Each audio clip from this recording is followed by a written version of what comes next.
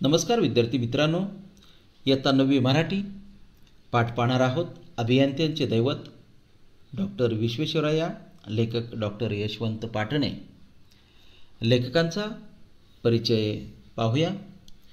प्रसिद्ध लेखक शेकोटी, सुंदर जगण्यासाठी, चैतन्याचे चांदणे, जगाच्या कल्याणा, स्वर्गंगेच्या काठी, ग्रंथ आमुचे साथी, उद्याच्या आनंदासाठी, चंदनाचे हात, स्वयंशिल्पी, 6वे सुख, सत्यशोधक तेंडुलकर इत्यादी पुस्तकांचे लेखन, विज्ञान युगातील विश्वकर्मा व आपल्या विषयातील अचूक ज्ञानासाठी विख्यात असलेले डॉक्टर विश्वेश्वरय्या यांच्या जीवनाचा व कार्याचा परिचय लेखकांनी प्रस्तुत पाठात करून दिला आहे.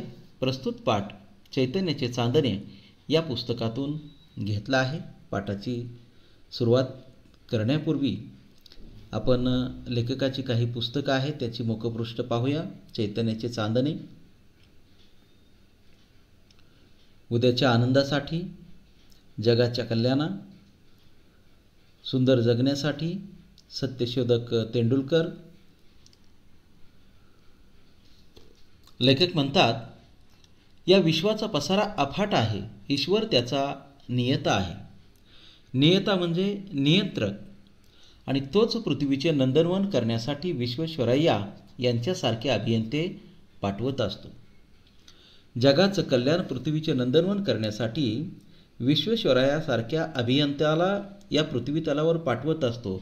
याचं मूर्तिवंत उदाहरण म्हणजे कर्नाटक राज्यातील म्हैसूरचे वृंदावन गार्डन ही या अभियंत्याची अद्भुत अशी निर्मिती आहे.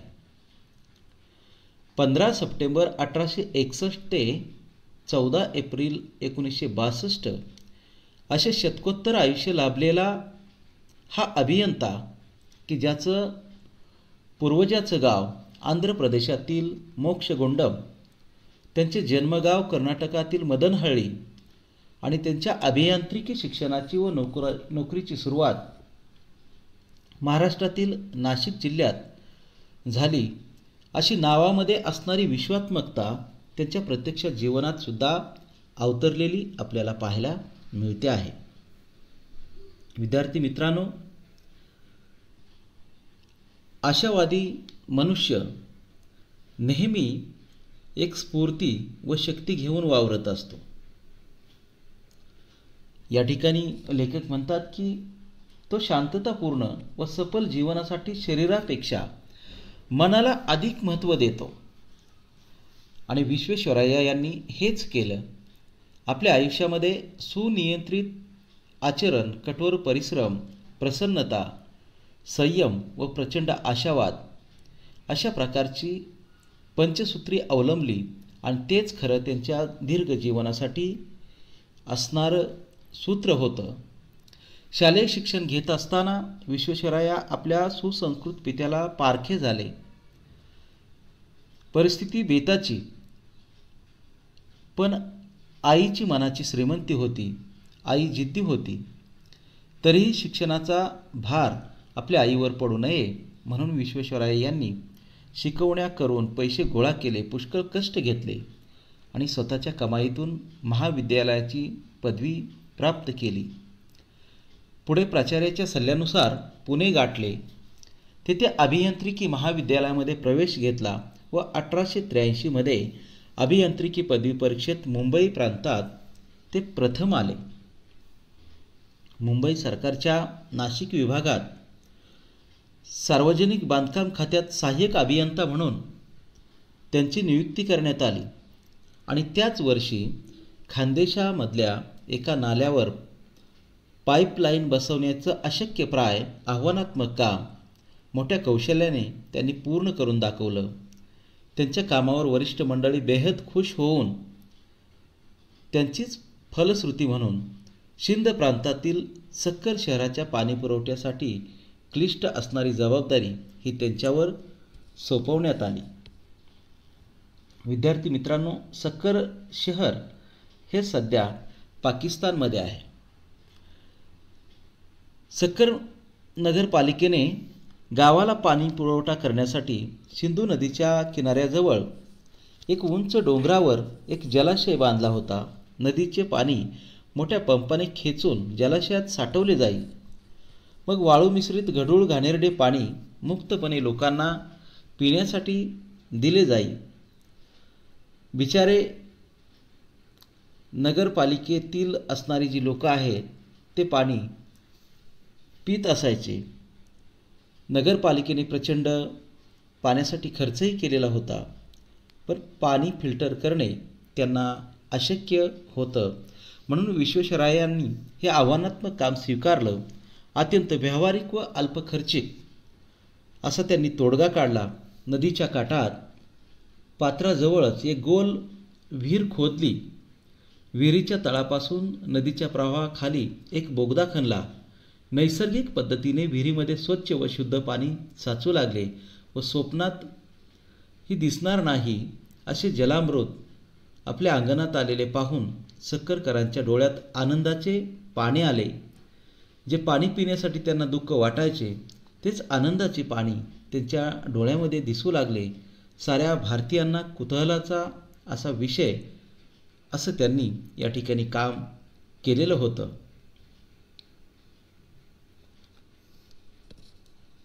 त्यांनी 1907 मध्ये सेवानिवृत्ती स्वीकारली। त्यांच्या सेवेचा गौरव म्हणून मुंबई सरकारने त्यांना पेन्शन दिली। त्यांनी गरजेपुरतेच पैसे ठेवून सारी पेन्शन गरीब विद्यार्थ्यांच्या शिक्षणासाठी व शैक्षणिक संस्थांच्या उभारणीसाठी खर्च केली।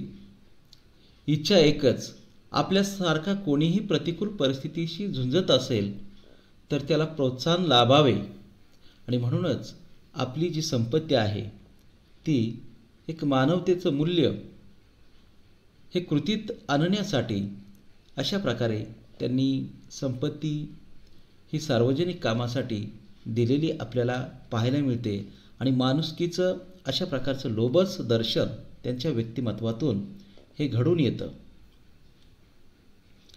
निवृत्तीनंतर स्थापत्यशास्त्रातील प्रगतीचे अवलोकन करण्यासाठी अजूनही आपल्यामध्ये ज्ञान प्राप्त करण्यासाठी विश्वेश्वरय्या युरोपच्या दौऱ्यावर गेले। दौऱ्यावर असतानाच त्यांना अचानक एक तार आली। ते हैदराबादच्या निजामाची तातडीने माघारी या। हैदराबादमध्ये असणारी मुसा नदी, या मुसा नदीने रौद्ररूप धारण केले आहे। तिला प्रचंड पूर आलेला आहे। सारे शहर पाण्याखाली जाण्याचा जबरदस्त धोका निर्माण झाला होता। खवळलेल्या जलाशी सामना करण्यासाठी विश्वेश्वरय्या नावाचे आधुनिक अगस्ती युरोपचा दौरा अर्धवट सोडून हैदराबादला आले। तब्बल 6-7 महिने झुंज देऊन मुसा नदी ही मानवाच्या ताब्यात राहील अशी त्यांनी कायमची व्यवस्था केली। विद्यार्थी मित्रांनो, इथं लेखक विश्वेश्वरय्या यांना आधुनिक अगस्ती असं म्हटलेलं आहे। अगस्ती ऋषींनी पुराणामध्ये असा उल्लेख केला जातो की तळ हातामध्ये समुद्र घेऊन त्याचं आचमन करून टाकलेलं होतं, म्हणजे पिऊन टाकलेला होता। तसं खवळलेल्या पाण्यावर नियंत्रण करण्याचं काम हे विश्वेश्वरय्या यांनी केलेलं आहे। ही किमया म्हैसूरच्या संस्थांच्या महाराजांना समजली। त्यांनी तात्काळ विश्वेश्वरय्या यांना अभियंत्याची सूत्रे त्यांच्या हाती सोपवली। आपल्या कारकिर्दीच्या प्रारंभाच्या काळातच कावेरी बंधाऱ्याची योजना त्यांनी साकार केली। म्हैसूरजवळ कृष्णसागर नावाचे अजस्र धरण बांधलेले आहे। जगाचे लक्ष वेधून लागणारी ही कामगिरी त्यांनी केली। महात्मा गांधी हे धरण पाहून आश्चर्यचकित झाले। 8,700 फूट लांब, 101 फूट रुंद, 104 फूट उंच अशा या धरणाच्या माथ्यावरून 50 फूट रुंदीचा रस्ता व धरणातील पाणी सोडण्यासाठी आपोआप उघडझाप करणारे 171 दरवाजे आहेत। धरणाच्या डाव्या बाजूला असलेला 60 मैल लांबीचा कालवा विश्वेश्वरय्या कालवा म्हणून ओळखला जातो। कालव्यासाठी डोंगर खोदून 3,960 लांबीचा बोगदा तयार केला आहे। या धरणातील ठराविक पाणी शिवसमुद्रम धबधब्यात सोडले जाते व पाण्याच्या नियमित पुरवठ्यावर विद्युत निर्मिती केंद्र चालवले जाते। येथील ऊर्जेच्या बळावर विद्युत रोषणाई उजळून निघते। म्हैसूरचा राजवाडा आणि वृंदावन उद्यान ही खरी विश्वेश्वरायाची अजरामर स्मारके आहेत. मोठी माणसे आपल्या कार्याच्या रूपाने जगतात अशी असतात हे लेखक या ठिकाणी सांगतात. विश्वेश्वरायांची खरी स्मारके लेखक या ठिकाणी म्हणतात कारण म्हैसूरचा राजवाडा आणि वृंदावन गार्डन हे त्यांच्या कारकिर्दीत असणारी जी कामं आहेत ती आपल्याला पाहायला मिळतात. वृंदावन गार्डन त्याला उद्यान असं म्हटलेलं आहे. ते उद्यान विद्युत रोषणासाठी जगभरासाठी प्रसिद्ध आहे. आपल्या कर्तृत्वाच्या जोरावर विश्वेश्वराय यांनी म्हैसूरचे दिवाण, म्हैसूर विद्यापीठ, पोलाद कारखाना, सिमेंट कारखाना, रेशीम, चंदन, तेल, साबण उत्पादन केंद्रे उभारण्यात त्यांचा खूप मोठा वाटा होता. शिक्षण, उद्योग, शेती क्षेत्रातही त्यांनी नेत्रदीपक अशी कामगिरी केली आहे. भारतीय अर्थविषयक समितीचे अध्यक्ष, नवी दिल्ली राजधानी समितीचे सल्लागार अशी विविध पदे त्यांनी भूषवली आहेत. कराची, बडोदा, सांगली, नागपूर, राजकोट, गोवा इत्यादी नगरपालिकांना तसेच इंदूर, भोपाळ, कोल्हापूर, फलटण इत्यादी संस्थानांना अडचणीच्या काळात मौलिक असं मार्गदर्शन त्यांनी केलेलं आहे. आपल्या अचूक ज्ञानासाठी विश्वेश्वराया विश्वविख्यात होते. एकदा रेल्वेतून प्रवास करत असताना अभियंत्याच्या कानाला रेल्वेच्या आवाजाची लय चुकल्याची जाणीव झाली व रेल्वे थांबवण्याचा आदेश त्यांनी दिला. रेल्वे थांबली आणि मग समजले पुढे 1.5 किलोमीटर अंतरावर रेल्वेचे रूळ उकडले गेले आहेत. एका अभियंत्याच्या हुशारीने हजारो प्रवाशांचे प्राण वाचले. आपल्या विषयातील अचूक ज्ञानासाठी विश्वेश्वराया विश्वविख्यात होते हे आपल्याला यातून पाहायला मिळते आहे.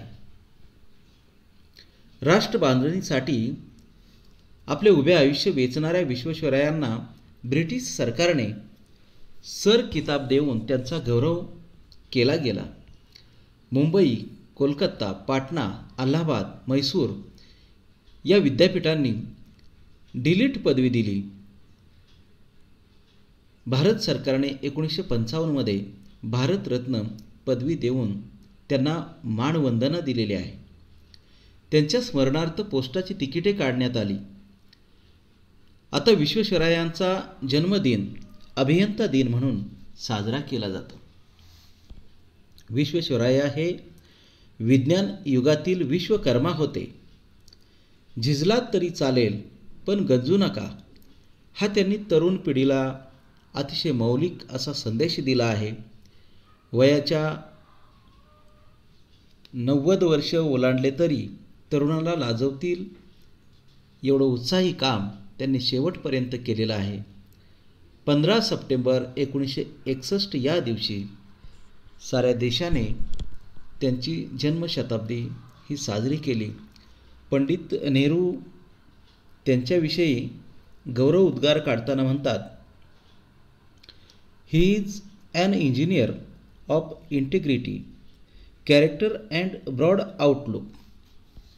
विश्वेश्वराया निष्ठावान, चारित्र्य संपन्न व विशाल दृष्टिकोन असणारे अभियंता होते असा उल्लेख या ठिकाणी पंडित नेहरूंनी केलेला आहे. पृथ्वीवर प्रकाश वर्ष उभारणाऱ्या या महान अभियंत्याची प्राणज्योत 14 एप्रिल 1962 रोजी मालवली.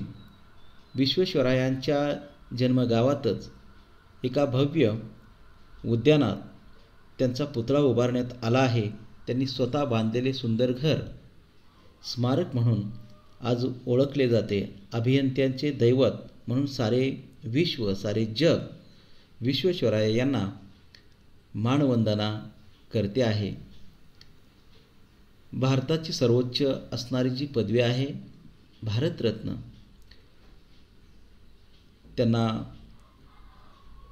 सरकारने दिलेला होता. पोस्टाची तिकीटे त्यांची काढलेली होती. आपण पाहत आहात हे चित्र जे आहे ते चित्रामध्ये त्यांनी बांधलेलं घर हे स्मारक म्हणून सध्या त्यांच्याच जन्मगावी या ठिकाणी आपल्याला पाहायला मिळते आहे. धन्यवाद.